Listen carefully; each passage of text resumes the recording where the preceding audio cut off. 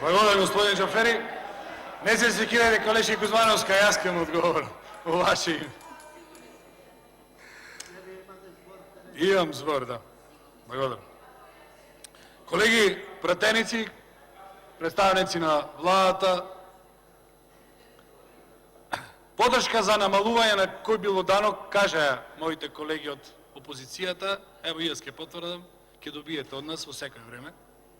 Меѓутоа, да не се занесуваме дека ова што го правите студиозно, го правите со план, го правите со визија.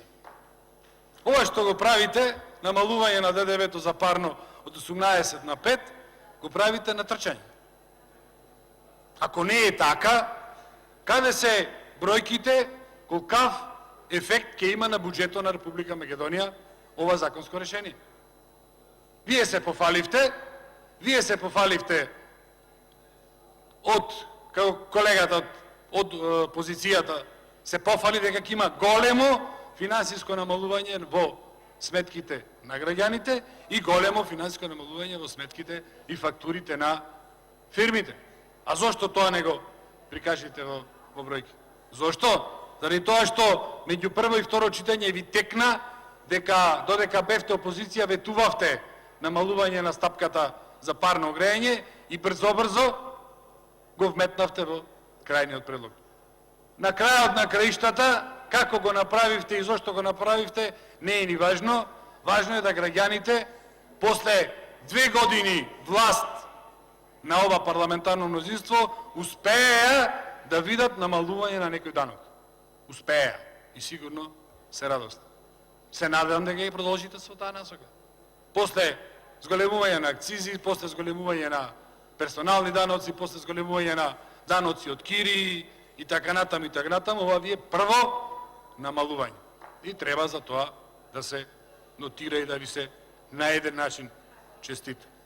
Меѓутоа, и моите колеги претходно кажаа, на овај начин, кога веќе размислувате во ова насока, треба подлабоко да размислите, за да неравноправноста на граѓаните за оваа проблематика успеете на некој начин да ја избалансирате.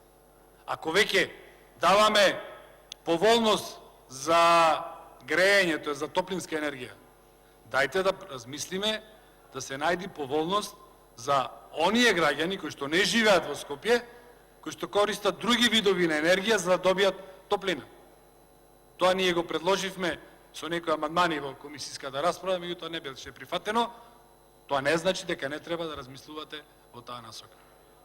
Да размислиме оние градови кои што немаат парно грејење да му возможиме 5% данок на суровината, на реагенсот кој што произведува топлинска енергија.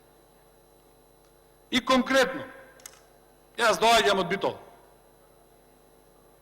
Минатата влада, се ќе извините што ќе мора да се навратам на минатата влада, направи проект за топлификација на општина Битола, Могила и Новац.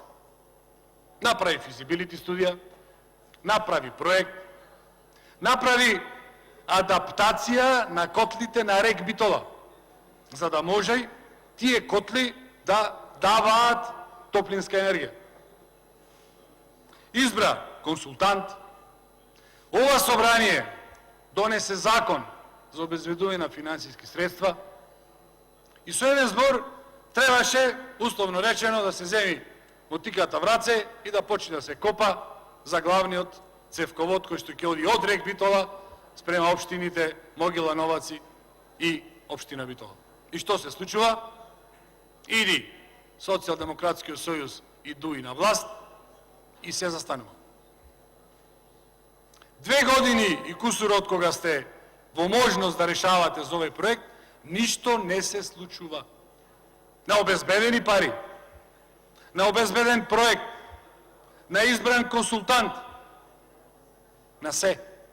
Вие ништо не реагирате. Зошто ги ускратувате можноста граѓаните на општина Битола да имаат можност да користат бенефиции на топлификација и да имаат можност да ја користат оваа поволност кој што сега вие им ја давате на граѓаните на град Скопје. Освен граѓаните на град Скопје, никој друг граѓанин во Република Македонија не ќе има можност да користи ова поволност, бидејќи нема парно грејење.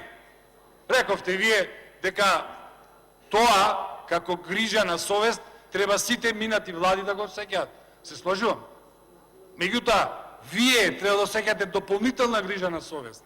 Заради тоа што на готов проект, на готови пари, на адаптирани котли во рек Битола, 2 години и кусурот го стопирате проектот.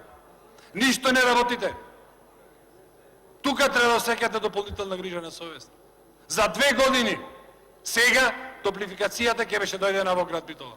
Сега граѓаните на Битола ќе можеа да искористат оваа поволност од 18% намалување ДДВ-то на 5% и ќе можеа да искористат поевтини сметки да имаат за топлинска енергија, екологијата во градот да биде, условите, екологијата и животната средина да биде на повисоко ниво. Полни би беа устите. Кој ќе дојдеме ние на власт во Битола, ќе ја решиме проблемот со загадувањето. Еден од најголемите загадувачи е греењето. Ако вие на готови пари, на готови проекти, го стопирате проектот за топлификација, правите директен грев спрема граѓаните на општина Битола, Могила и Новаци. Директен. 2 години не реагирате на овој проект, 2 години оставате да се зголемува загадувањето во градот, да се зголемуваат трошоците на граѓаните за греење. И после ми се фалите тука дека сте студиозно пристапиле кон овој проблем. Не, како кон се друго, пристапувате адхок, пристапувате од денес за утре. Ништо студиозно. Благодарам.